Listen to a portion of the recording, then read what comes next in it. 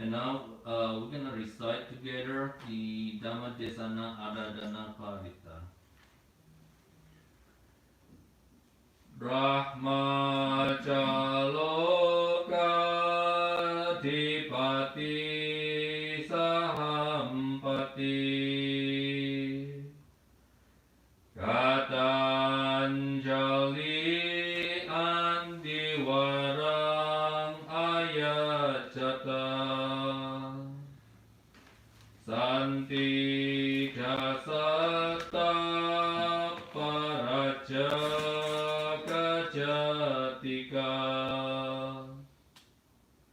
Dese tu Dhammang Anukampimang Pajang. Good morning, friends, or afternoon, or evening, wherever you are.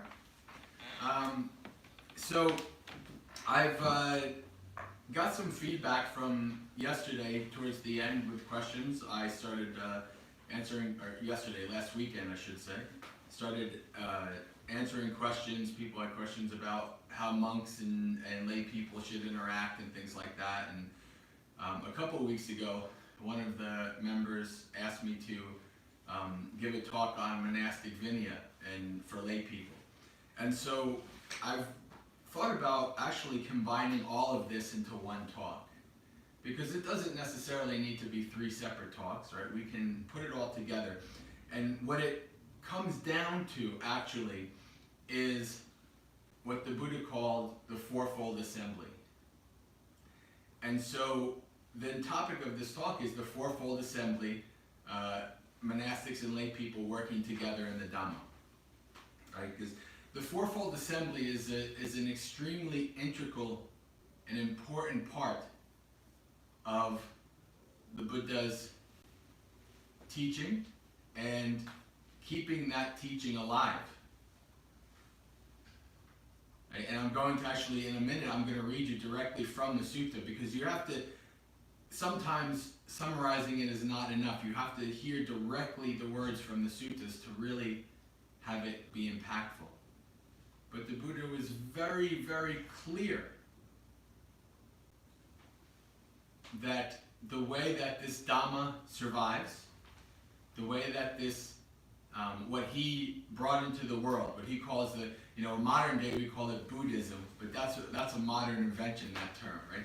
If you read in the suttas, what the Buddha called his, whatever you would call it, religion, philosophy, way of life, etc., what he called his teachings was the Dhamma and Vinaya. So the teaching and the discipline.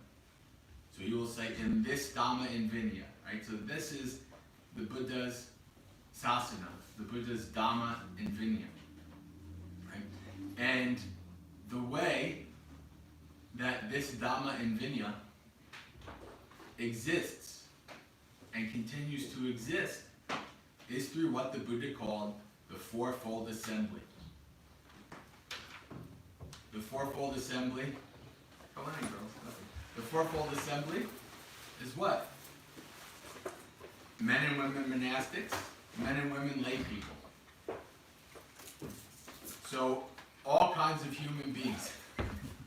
Monastics and lay people, men and women. Like, that's the Fourfold Assembly. And when the Buddha became awakened, Mara came to him. And Mara knew the danger of a fully awakened Buddha in the world, that he would teach the Dhamma, and many people would be, would free themselves from Mara's clutches. So when Buddha became awakened, Mara said, "Oh, wonderful, good job, Buddha, very good. You've become awakened. Now pass on, go away, leave this world." And the Buddha says, "No, I will not leave this world until I have a fourfold assembly that is skilled, learned, knowledgeable, practice well. Right? I will not leave this world until such time." And so 40 years later, in the Mahaparinibbana Sutta, which is where I'm going to read from here. Where is it? Which one's it? So again, 40 years later, Mara has been dejected for many years because so many of the Buddha's disciples have seen Mara and dismissed him. And now it is coming time for the Buddha to pass on. And so Mara comes to the Buddha again.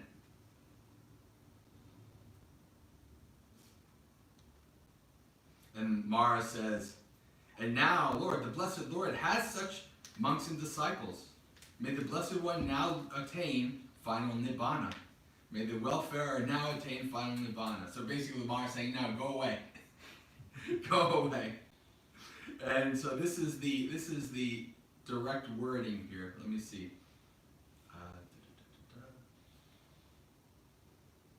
Okay, so because, and he says, now it's time for you to go away. But then because you told me this 40 years ago, you said this. Evil one, I will not take final Nibbana until I have monks. And so this, it starts out with monks, then it goes to, so bhikkhus, bhikkhunis, laymen, laywomen. So the one paragraph applies to all four groups. Till I have bhikkhus, bhikkhunis, laymen, and laywomen who are accomplished, trained, skilled, learned, knowers of the Dhamma, trained in conformity with the Dhamma, connected, correctly trained in walking in the path of the Dhamma, who will pass on what they have gained from their teacher, teach it, declare it, establish it, expound it, and analyze it, make it clear, till they shall be able by means of the Dhamma to refute false teachings that have arisen and teach the Dhamma of wondrous effect. Think about, this is important, right? This is, and traditionally, it has kind of come down that the monks are supposed to be the scholars and the studious and they're supposed to study this, and then the lay people just do merit and generosity. But the Buddha is actually saying, the Buddha saying that the Fourfold Assembly needs both monks and lay people who are disciplined, accomplished, trained, skilled, knowers of the Dhamma. Trained in the Dhamma. Right?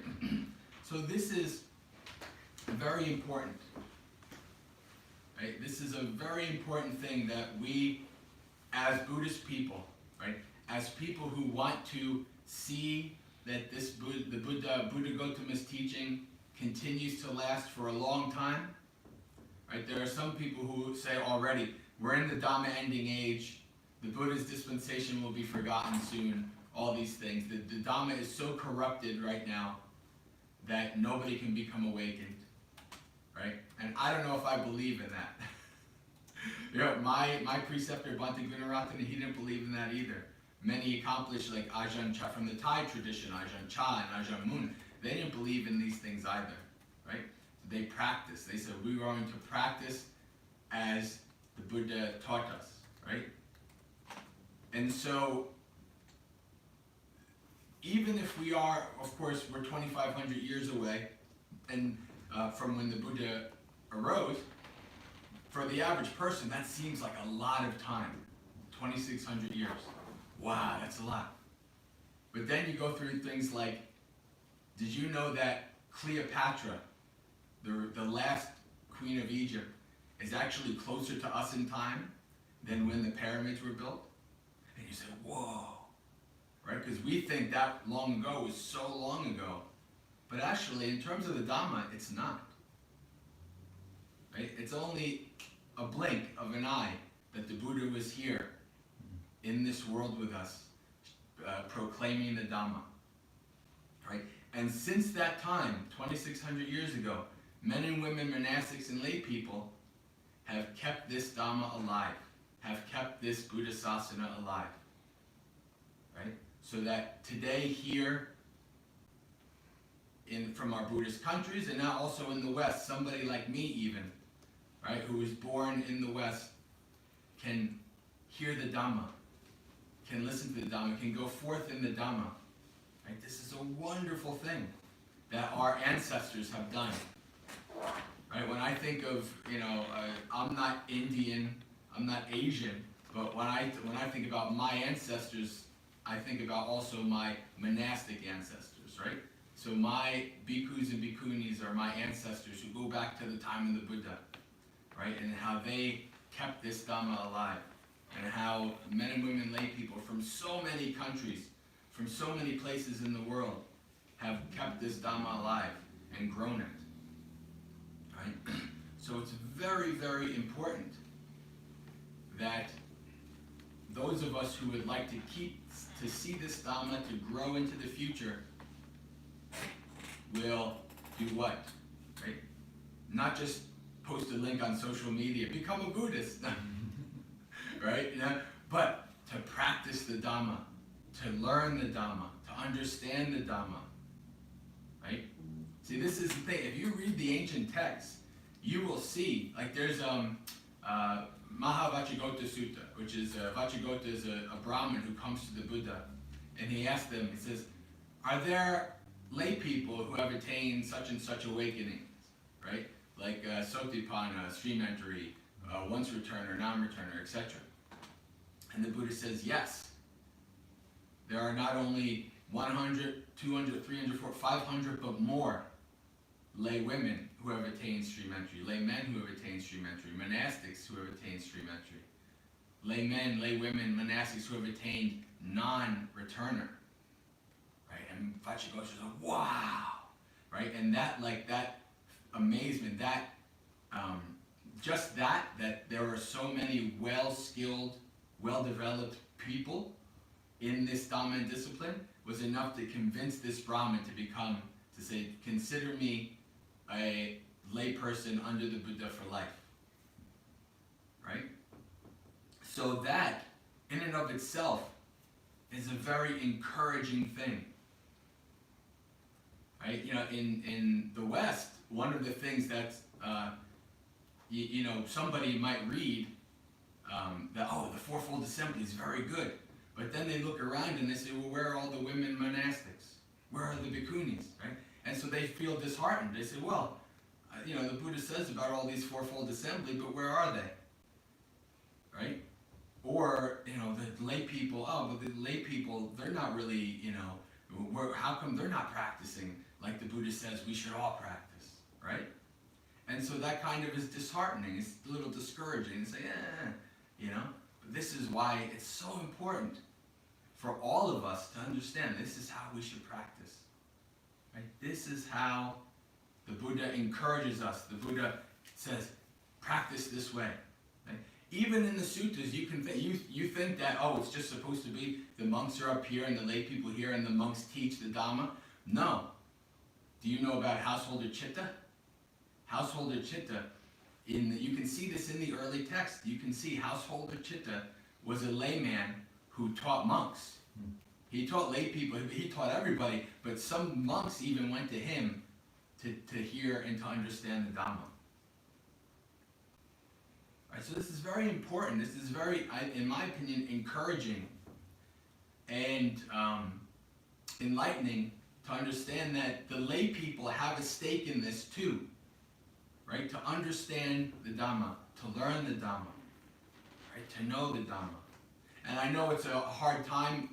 One of the things that have stopped that from happening in many Buddhist countries is that there hasn't been lots of good translations of like the suttas in people's countries. Even in Sri Lanka, I remember a young guy came to me, a Sri Lankan gentleman, when I was at Bhavana, and he said, Bhante, he says, I wasn't able to read the suttas until I read them in English. And I realized how grateful I was, right, that I was able to understand these suttas, even though a person who was born in a Buddhist country wasn't able to, because of the way it was set up that they wouldn't allow the Dhamma to be translated into the normal speak. Right? I felt like sad about that. I was like, okay, so this person, but now he's here and he's able to learn and he's able to understand and he took charge of his practice, right? That's the most important thing. That you see these Fourfold Assembly, these laymen and laywomen and men and women monastics, they were like equal partners of a whole, right? The Fourfold Assembly. This Fourfold Assembly is what keeps the Dhamma alive. It's what allows us to keep it alive and to spread it so that people who, one of the phrases in the suttas is, without having heard the Dhamma, they would be lost, right? So there's lots of people who are, who have little dust in their eye, right? Who would be very impacted and very, would love the Dhamma, but they have no contact with it, right? Like I was one of those, right? But I was able to, thanks to people who came from Buddhist countries and who started places here and stuff like that, I was able to make contact with that later in my life, right? That was so wonderful, and so for me, this is one of my most important things. You know, I have my own awakening, which is the most important thing, because you can't help others if you can help yourself. But then on the other hand, I have the other side of my Dhammadutta, right? Dhammadutta means like a Dhamma mission, right? My Dhamma mission is to help grow the Dhamma in this country that I was born in, right?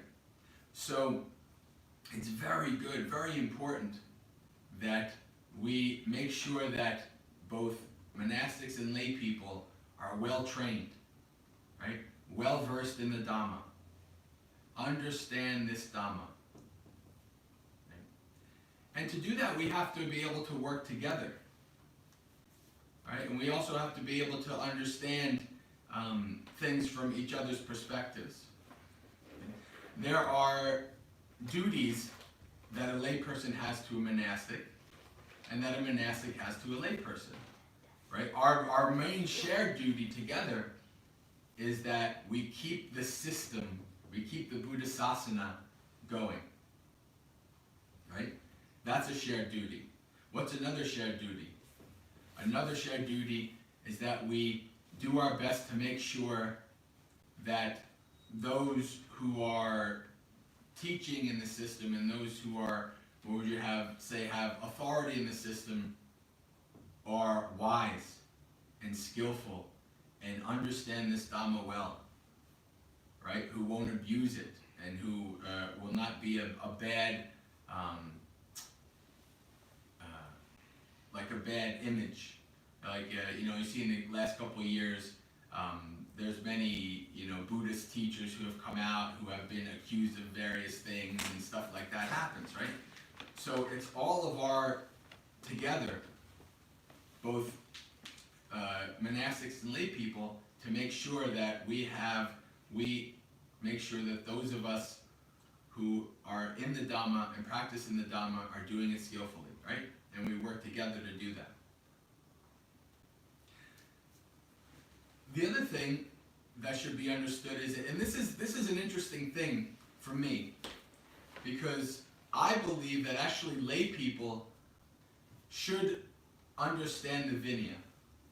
Now, obviously, you can't understand the extent of the monastic Vinaya like monastics. And to be honest with you, in my experience, most monastics don't really fully understand the Vinaya either, right? And I'm not coming at that as like, oh, I know the Vinaya, like kind of arrogance. Actually, as a Westerner, it was something that I was surprised about.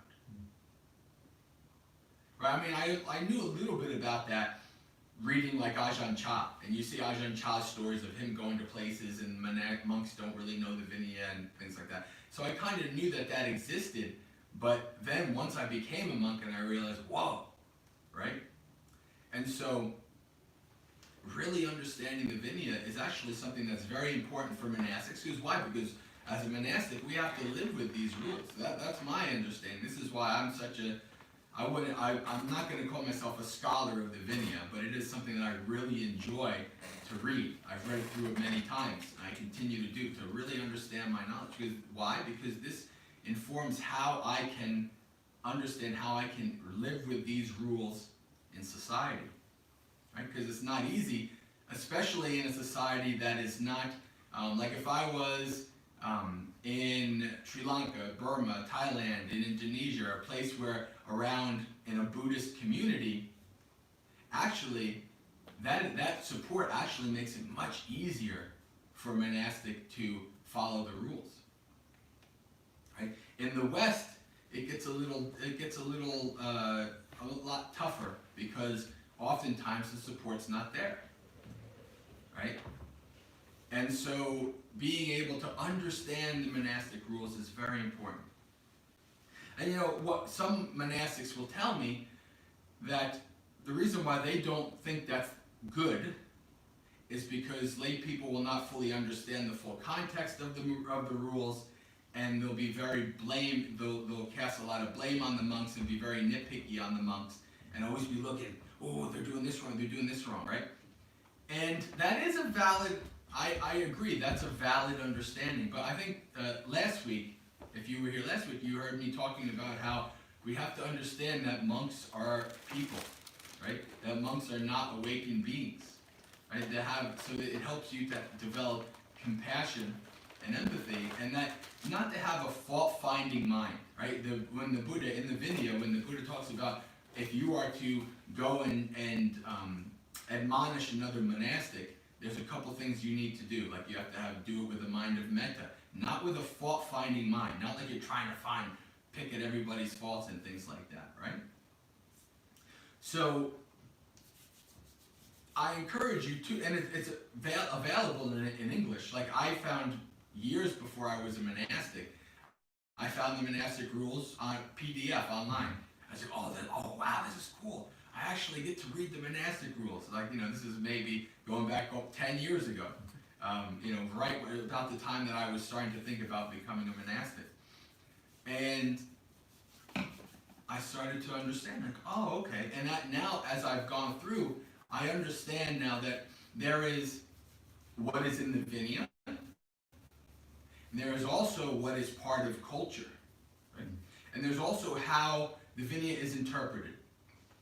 All right, one of the most important things to understand, I think, with lay people and monastics is when that monastic is dealing with people of the opposite sex, right? So this deals with monastics, bhikkhus and women, and bhikkhunis and men, right? So I don't know how many of us men, I don't think I actually had an interaction with a bhikkhuni as a layman.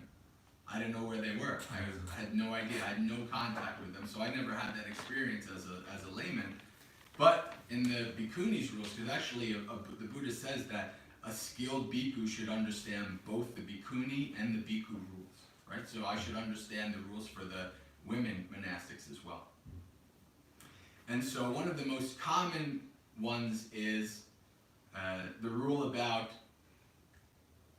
monks not being allowed to touch women. Okay? So if you look in the Vinaya, the rule is, so in the monastic rules, there is the rule itself, and then there's a story that explains why the rules came about. Because in the early days of when the Buddhist first started his teaching, most of the monastics had either already become awakened or were very close. So they were naturally not doing all kinds of crazy bad stuff.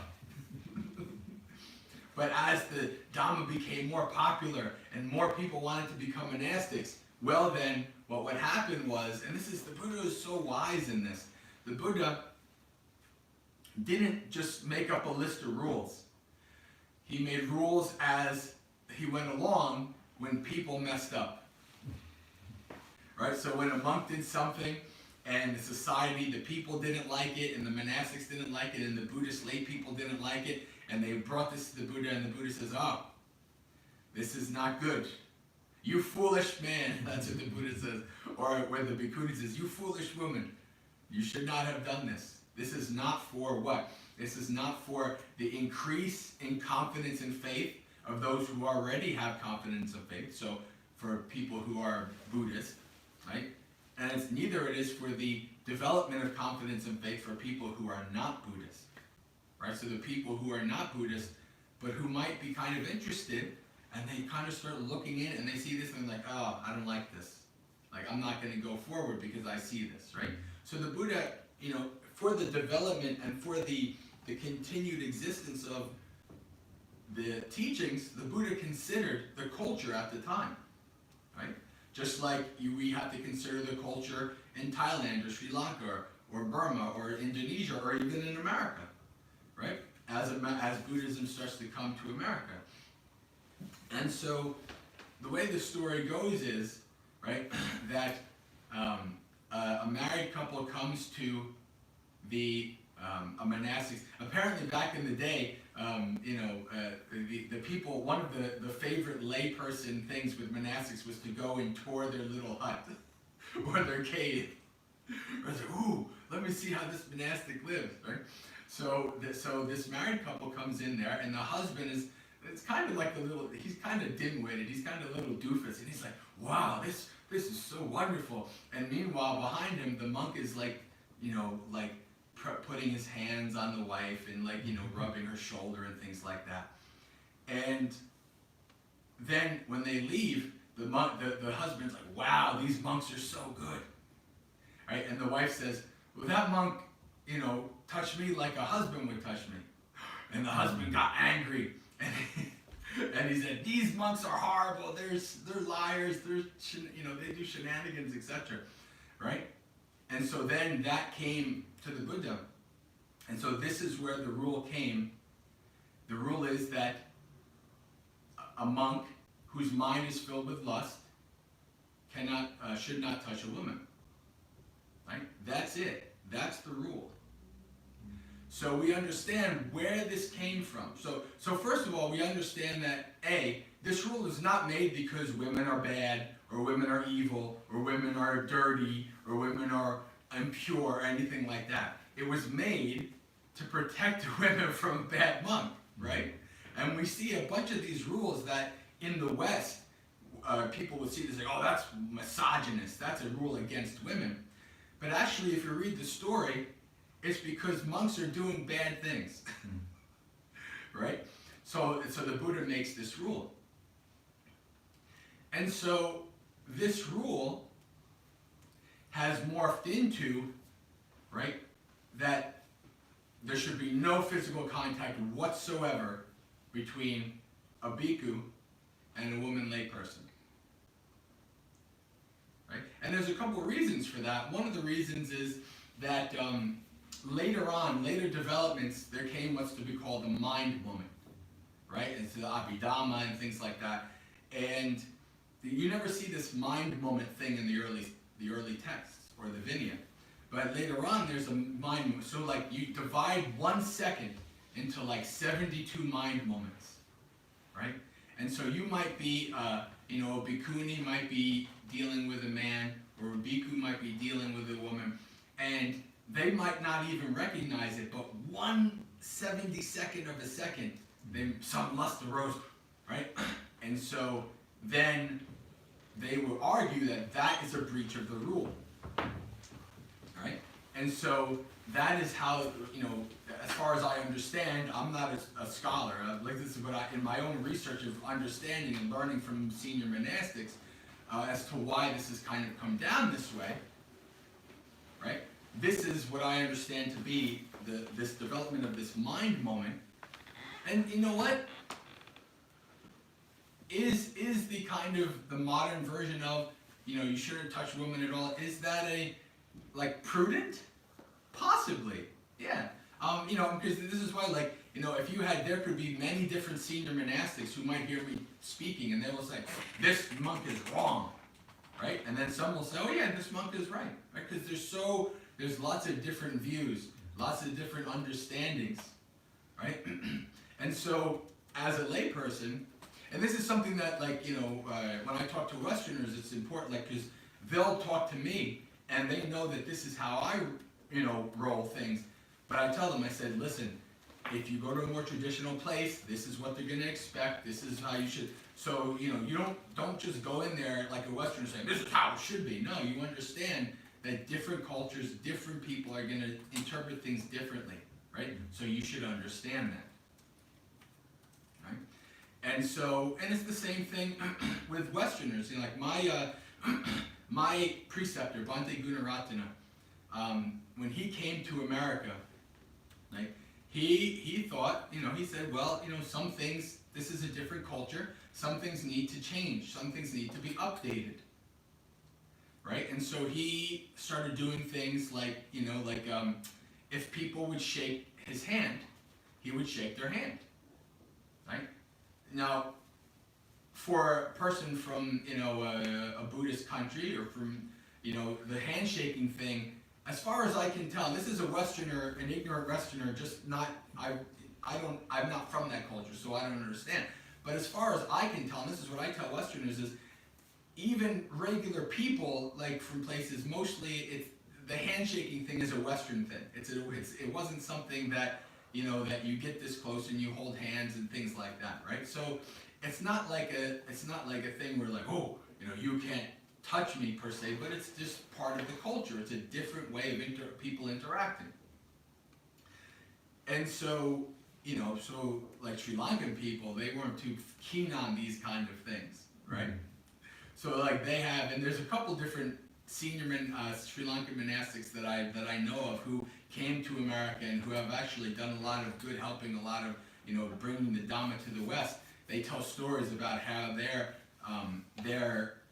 the people from their culture, from their country, would say, this is not how a monk should act, this is not how you should do it, this is not how you should do it, right? And Bhante Ji told me a story when I was talking to him one day about this, you know, monastics and women having physical contact and things like that. And he told me a story of a very senior monastic in Sri Lanka. And you know who came to visit? The Queen of England came to visit Sri Lanka, right? And there was all these dignitaries, right? You know, laymen and women who are dignitaries, government people, etc. And you know, in countries like Sri Lanka and Thailand, monks have kind of like some high political office and they're kind of interconnected in the government that way. And so here's this very senior monastic in line as the Queen of England is going down. And Bhante Ji said, you can watch the video. This was like 30 years ago, something like that. And the monk is going like this, like, should I, you know, shake the hand of the queen or not, right? And so in the end, the monastic actually shook the queen's hand, and then Bhante Ji told me it was a scandal for a month in the newspapers that this monk shook the queen's hand and all these kinds of things, right? So this is how it is. This is how we understand, you know. And this is how, for me, as a monastic, wherever I go, if I go to Thai place, Burmese place, Sri Lankan place, Indonesian place, etc., what I want to do is to try to do things in the way that the people there are most understanding and comfortable with, right? I don't want to come in and say, this is how I do things, and you know, yada yada yada. That's not really beneficial to the Dhamma, right? That's not really a very beneficial thing, right? But so, you know, I'll give you, you know, from my policies, like me knowing the Vinaya. So one of my policies is, if somebody wants to shake my hand, I'll do it, man or a woman. Now, I'm not going to go out and try to shake somebody's hand, right? Because as a monk, I shouldn't, you know, stay dignified or whatever. But if somebody comes and shakes my hand, it's okay, I'll do it, right?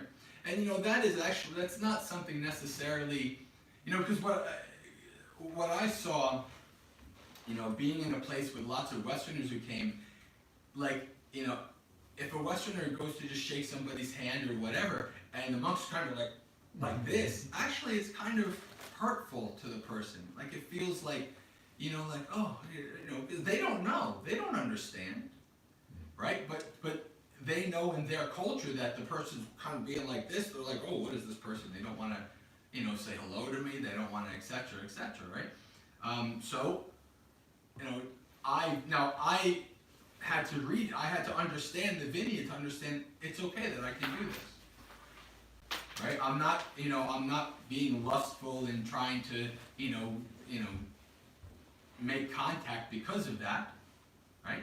I'm not making contact at all, right? The other person's coming to me, whatever, I'll accept it, okay, right? Another policy of mine that's much more controversial,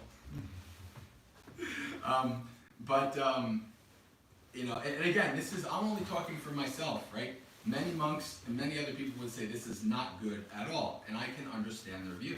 But for me, one of the things that I do is like, I've had people who, just out of kind of like emotion, a gratitude feeling, an emotion, just an overwhelming positive feeling, right? And I've had people just hug me, and I'm kind of like, okay, you know, like what am I supposed to do? I'm a monk, right? And so, again, from the same reason, I says there's no actually, if somebody actually wants to hug me, there's no breach of a rule, right? I'm not going out and hugging somebody else, but if they want to hug me, if they feel that way, it's okay. I'm not going to be like, oh, get away from me, right? Again, it's not a good thing in that regard. Now, I know that Buddhist people and Westerners who are very trained Buddhist people, they're not even going to do that at all, right? They're not going to come and hug me, right? But but even still, it's technically not against the rules, right? And you actually see this like in the Tibetan tradition. They're big huggers, like the Dalai Lama. Everybody's hugging. The Dalai Lama's hugging.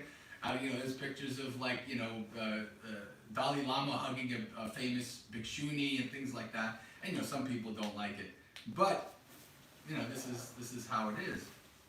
So it is important for a layperson to understand these rules and understand how they're interpreted. Right? And so that could be whole classes in schools and things like that. So it's like, that's exhausting.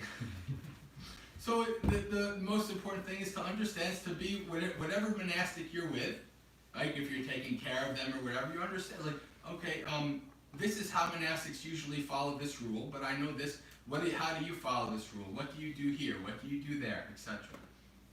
Right? So another one is monks not being able to be alone with a woman, right? This is another important one. Like when I came here, I was asked, how do I feel about just when people come to bring me my food, how do I feel about just one woman coming? And I said, well, if I don't get food for the day, I'm okay. I've survived. I've done multiple day fasts. I'm good. I don't need. But B, if that's the only thing that can happen, it's okay. Is it preferable? No, because it does technically break the rule. So there's two important factors to understand about being alone. And this is the same thing with men. If you have contact with a bhikkhuni, it's the same thing. Right? There's two important factors. Right?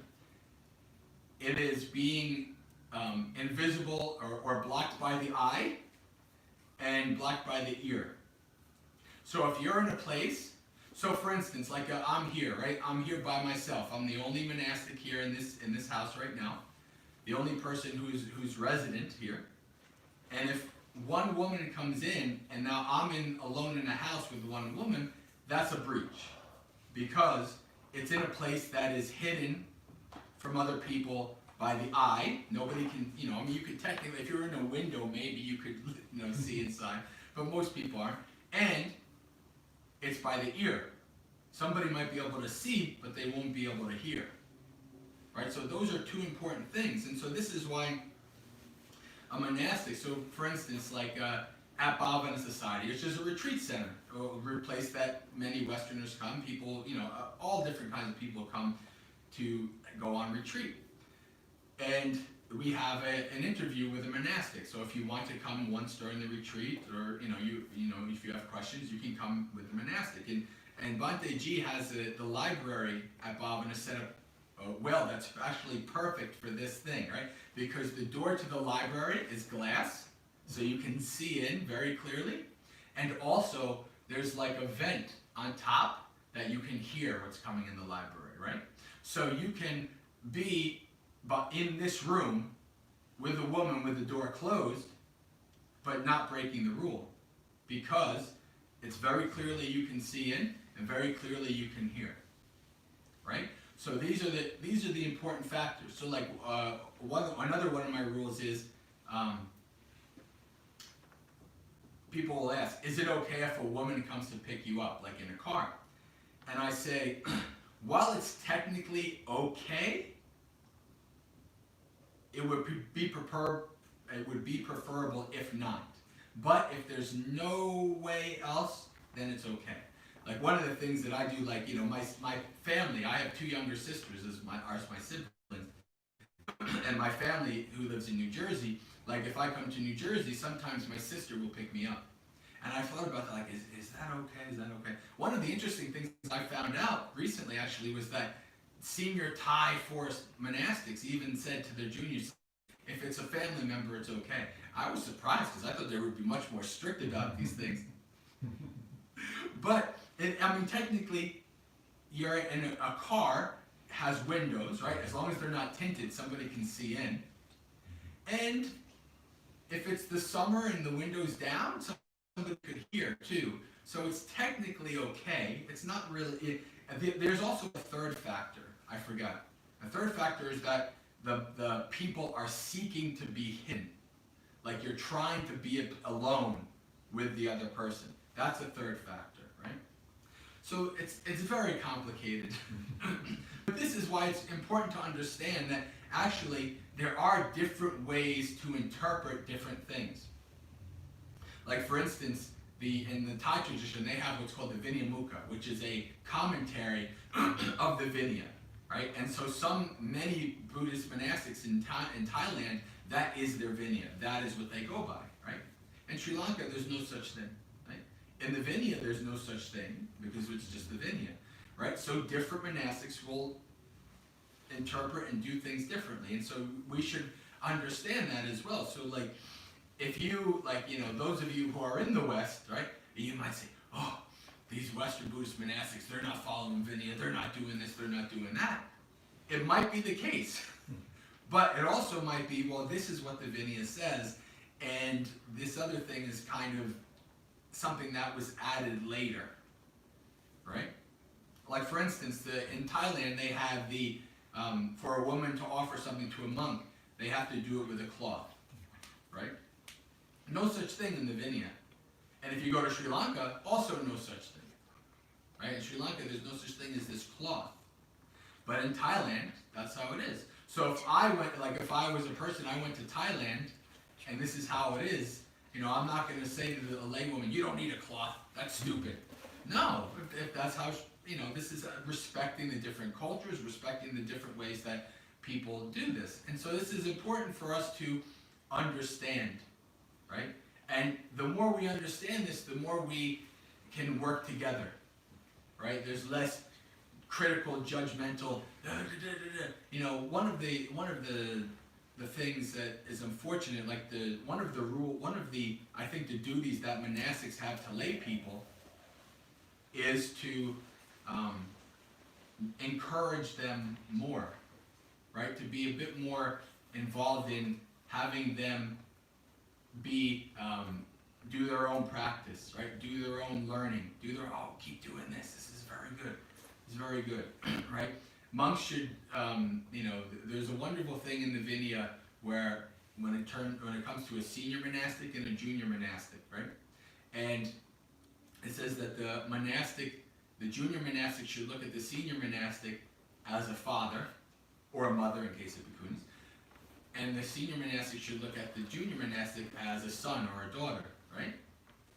And that's a wonderful thing. So for me, I think that monastics and lay people should look at each other as like siblings, right? We want to encourage each other to do good in the Dhamma. We want to encourage each other. We don't want to look down on each other, right? We want to, you know, because if you read, in my opinion, if you read the early texts in the Vinaya, actually, what we see today is like the monks are like high up on this pedestal and the lay people are there. Actually, it was more like this. Like in the Vinaya, the monastics are a field of merit, right? So it's not totally like this. It's not totally equal, but it's closer, right? It's much a closer, you know, thing because you have this interaction. You have Chitta, the householder, teaching monastics, and monastics going into town every day and talking with lay people, right? You have this interaction, and it's important, I think, for monastics to encourage that. Now we can't get involved in a lot of things. We're not, coming in into the town and getting involved in the gossip and who's doing this and who's doing that. None of that. But we should be able to be more engaged with the lay people to encourage them to practice, right? To encourage them to develop their Noble Eightfold Path. And I think this is a very important thing, right? We should also, in my opinion, not think of, we should be very grateful, right? It's very easy for a monastic, especially, I've not experienced what I've experienced here ever. The wonderful people coming, bringing me food every day, but they're not, they're not much responsibility. I'm like, this is kind of nice. I like this. I've never experienced this before because I was always lots of work, lots of activity, lots of this, right? And it's very easy for a monastic to kind of be like, oh yes, I deserve this. Thank you. You've given me the best food. Yes, I deserve that food, and I like that food, and I want that. Right? It's very easy for a monastic to kind of lose their gratitude, right, and lose their understanding. Like these lay people, they're doing, this is hard times, but even still, they're coming in here. They're still doing this. They're still doing that.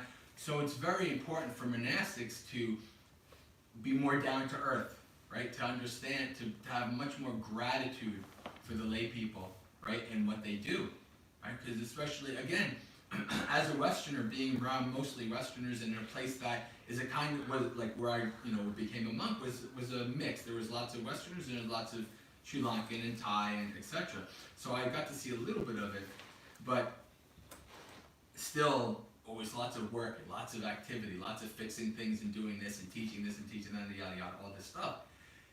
And so it's very easy to forget the gratitude, right? To kind of take lay people for granted, right? And lay people are here. Oh, good. I need you to do this. I need you to do that. I need you to do that. Like, you always think of lay people as like servants, right? So this is also something that monastics should not do either, right? Monastics should really, really reflect on the gratitude that should arise for what the lay people do. So I think I've talked enough. We have about 20 minutes left, so if there's any questions. So if you have any clarifications on monastic rules, anything, any questions for me regarding the Fourfold Assembly, us working together, or anything like that, feel free to ask a question. Thank you, Bante. All right, friends, whoever want to ask direct questions to Bante through Zoom, you're welcome to raise your hand. There's a feature on the bottom right of your phone. There are 3 dots that you can press on, and then there's a raise hand feature that you can click if you want to ask. Or if you're using laptop or computer, under the participant folder, there's a raise hand feature as well that you can use to ask questions directly. All right. Looks like Cisarita has questions. Please go ahead. Unmute, please. Okay, my name is Bante. I don't have question actually, Bante. I just would like to thank you. Remember 2 weeks before, I asked you about whether it's okay to chant while driving. This is what happened just a week ago. I just proceeded to the freeway, not even 10 minutes.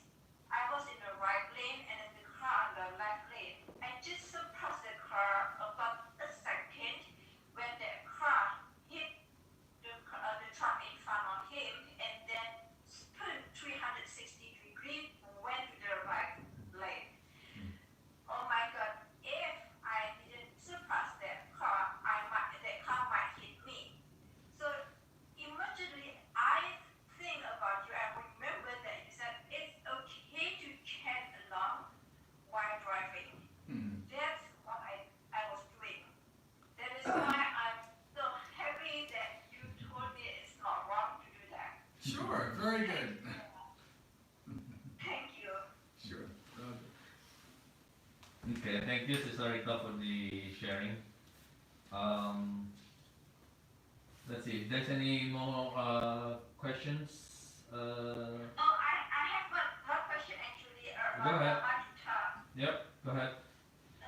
Bante, you mentioned about Dhamma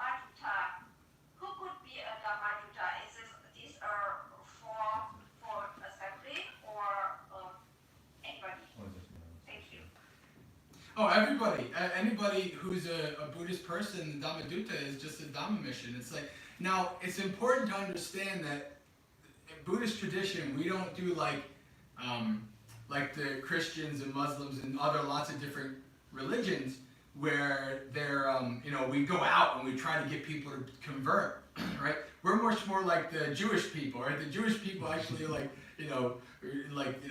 they actually make it hard for you to become Jewish. But we're not trying to convert people. What we're trying to do is, the best way to think about it is that the Buddha, when the first 60 arahants came, right, together, and they were all together, and the Buddha says, now, go forth for the good of the many folk, right? Go forth, not one in the same direction, right? And one person might think, oh, that means that we should go be missionaries. Right, but it's very important because what the Buddha is not saying, go do this, do that. Actually, there's a rule. One of the monastic rules is, this is important to understand, and this is why the tradition happens where, Sonny did the chanting to invite me to teach, because one of our rules is I can't just go up to somebody and start talking to them about Buddha or the Dhamma. Right? It is against the rules for me to give a Dhamma talk to somebody who didn't ask for it first. Right? So we're not trying to, this is what I joke about to people. I say, we're not going knocking on people's doors and say, hello, have you heard about our Lord and Savior Buddha? Right? We can't do that. Right? So it's very important for us to understand what we mean by Dhamma mission. Right?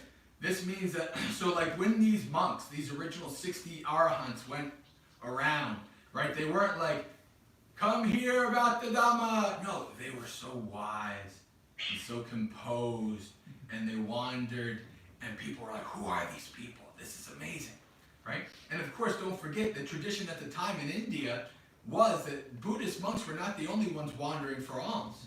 It was lots of different, so it was part of the culture at the time, right? So that they basically came out, and so people were so impressed, and they talked to them, and then they asked for it, and then that's how it grew, right? So how we as Buddhists want to spread the Dhamma, like for instance, I'll give an example of myself, right? When Bhante Gunaratana, my preceptor, the one person who ordained me, he came to America, he traveled all over the world. He's been to every continent except for Antarctica to share the Dhamma, right? He traveled so many places to share the Dhamma, to make it open for people. He was one of the people who was really important to have Theravada be available for Westerners, in America, in my country, right? So he didn't go around trying to force people or trying to tell people, but what he did was he helped start an organization. He wrote books. He traveled around. He talked to people, etc. Right? And so, for me, I consider myself, I'm like the next generation, right? I have the baton now, it's my turn, right? And so what I'd like to do to help my Dhamma mission is to actually start my own place eventually in years to come, and then train lots of good monks. And my view, my method is more like the Ajahn Chah method. I like Ajahn Chah's method, how he trained people. And then the monks, and then he kicked them out. He says, don't be attached to me. Go start a place in your own country, right? And so I would like to have lots of different good monks in different states, right? So for me, that is spreading the Dhamma, right? That's not trying to force people to understand. That is, guess what? There are so many places in this country, in my country, that to even find even a basic monastery, you'd have to drive 3 or 4 states. 5, 6, 7, 8, 9, 10 hours, right, to find a place, right? So there needs to be more places, right? There needs to be more availability. So for me, that's what I mean, to have, to spread awareness, to practice well. The other thing for layperson and for monastic is you lead by example, right? You practice well, you live skillfully, and people will say, "Ooh, what is this person? What is their belief? What is their? How do they practice?" Right? It's how I was when I was a layperson at work, and I would be meditating or whatever. And people will be like, oh, this person meditates, and we're all anxious and running around, and we have to drink lots of coffee and smoke and all these kind of things. But this person's meditating, and he's always pretty calm. What's his secret, right? So people came and asked me, what did you do? And then I talked to them about meditation and things like this, right? So it's about having the availability, and it's about being an example. It's not about trying to force people to know about Buddhism. So that's very important. Right? There's a very funny little skit on YouTube, a YouTube video where it's this guy comes back from a Vipassana retreat, and everybody, his family, his friends, his co-workers, he's talking about, oh, the Vipassana is so great, you should go. And you see all the people like, oh. Right? So I tell people, I say, don't be that guy. It's actually very common. I went through this phase, and lots of other people who are Buddhist converts go through this phase of, this is the most amazing thing, I can't believe I didn't find out about it, I need everybody to know. Right? And I have to say, okay, calm down. Don't be that guy. Right? Lead by example. Be the change you want to see in the world, right? That wonderful quote that's attributed to Gandhi, but that's not really what he said. But it's a wonderful quote, right? You have to be the change you want to see. And so that's how you have a Dhammadutta, right? Starting organizations, building up availability for people to learn the Dhamma, right? To come in contact with the Dhamma, and to live it yourself. That's the best way. Thank you, Bante. So how does your family accept, or your friend grew up, kids, that your friends from childhood accept you as a Buddhist monk right now? Well, so at first, my family and friends, when I started talking to them about becoming a Buddhist monk, well, they knew I was a Buddhist, right? That I became a Buddhist. And, I come from a family of people who, for the most part, are kind of live and let live. So they, I stopped being, a Catholic a long time ago. It just wasn't my thing. I have nothing against it. Even to this day, I have nothing. I hang out with Catholic monks and do the interfaith things and stuff like that. Catholic monks are really funny. I like them. But anyway, it just wasn't my thing. And then when I became a Buddhist, I kind of became separate from my family is this and I'm that. But I still went to church with my mom and things like that. Because I was I'm a Buddhist. It's not, but it's a good. Buddha says to respect your parents and to take care of them and things like that. So that's what I'm gonna do. Respect my parents and things like that. So they kind of knew I was a Buddhist, but I also didn't talk to them about it. I didn't I convert them. I wasn't the Buddhist way is the best way and all this kind of stuff. Right? I wasn't like that. I never have been. And so I never created any conflict, right? I never created any reason for them to dislike it. And so it kind of just was wasn't an issue. Where I think they grew a bit more concerned was when I decided I wanted to become a monastic. And then, first of all, I'm the eldest son, the only son in the family, and, now they, I'm gonna leave the family and all this stuff, and it was, it was kind of a very close Italian family, very close. I didn't leave the county I was born in until I became a monk. So I was in the same county as my family, right? The same region as my family my whole life. Even when I was married, when I was young and I was married, I was only 3 towns away. Right? So even then, I was still close. And so it was a very hard thing for them that I left. And it took them a couple of years. I told you about my one best friend from lay life, Rafe, the other day, about when I was talking about Kalyanamitas last week. And so he was supportive of it, you know, and so friends-wise, I had, you know, support. Family-wise, they supported in me. They supported me doing what I felt like I needed to do, but they were still very sad about it. And when I left to the monastery, they were still kind of hoping that I'd come back soon. That I'd decide, like, you know, even after the first year, still the second year, they were like, he might be back. He might be back. Now, at like close to 6 years, they're like, nah, he's not coming back. Yeah, this is not, because I tell them, I said, even if I become a layperson again, I'm not living in New Jersey again. I'm going to go to Virginia or someplace in the country because that's what I like. You know, so they've had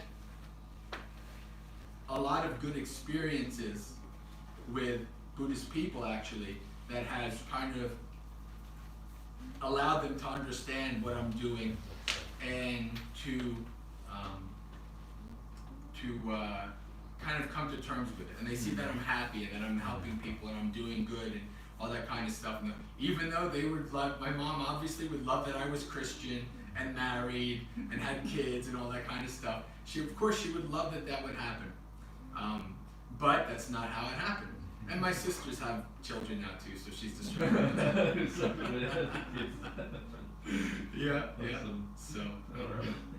Thank you, Bante. I think we still have about 7 minutes. Carl. It looks like Carl has a question. Go ahead, Carl. You can unmute Carl on the bottom. Yeah. Okay, it's not a question, it's just a comment. Something that you mentioned struck a real chord with me. Because I was raised a Christian, and I believe Christ too been a great teacher, as was the Buddha. But there's a saying in China that Christ came to China on a cannonball, while Buddha came to China on a white horse. And I think that's almost what you're saying when you talk about not forcing yourself on people. Yeah. Not forcing Buddhism on people. Yeah. For sure. I mean, well, I don't know how other people are, but I've always been a very contrarian kind of person. So like if somebody says you have to do this, I'm like, okay, I'm going to do the exact opposite. I don't mind.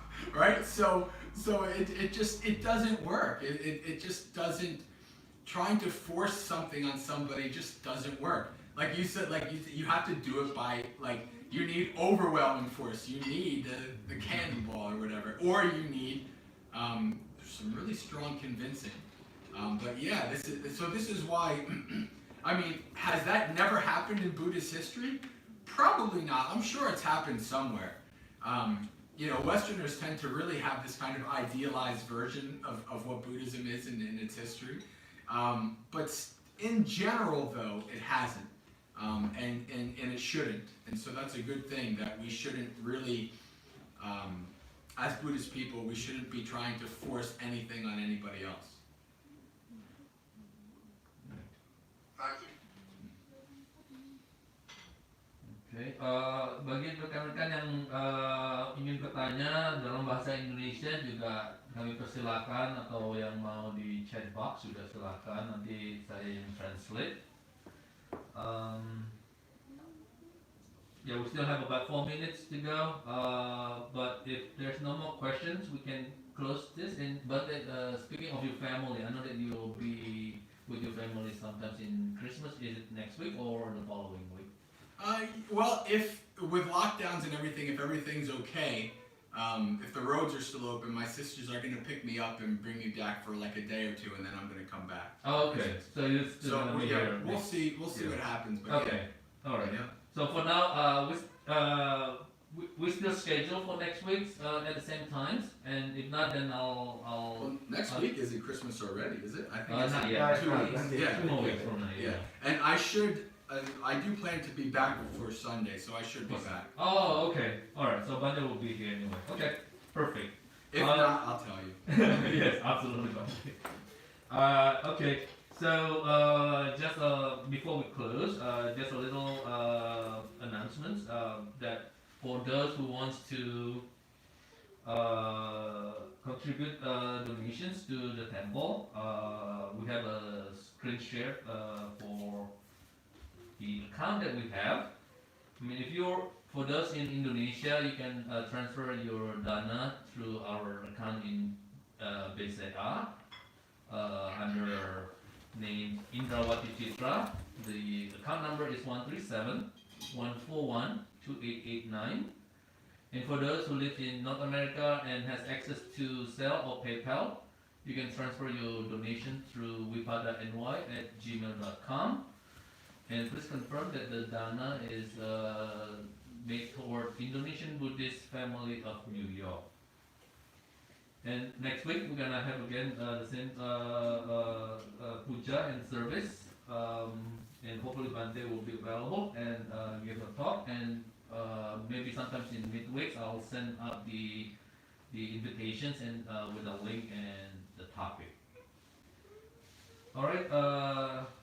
Now we're gonna close with a blessing from Bante Jayasara. Okay.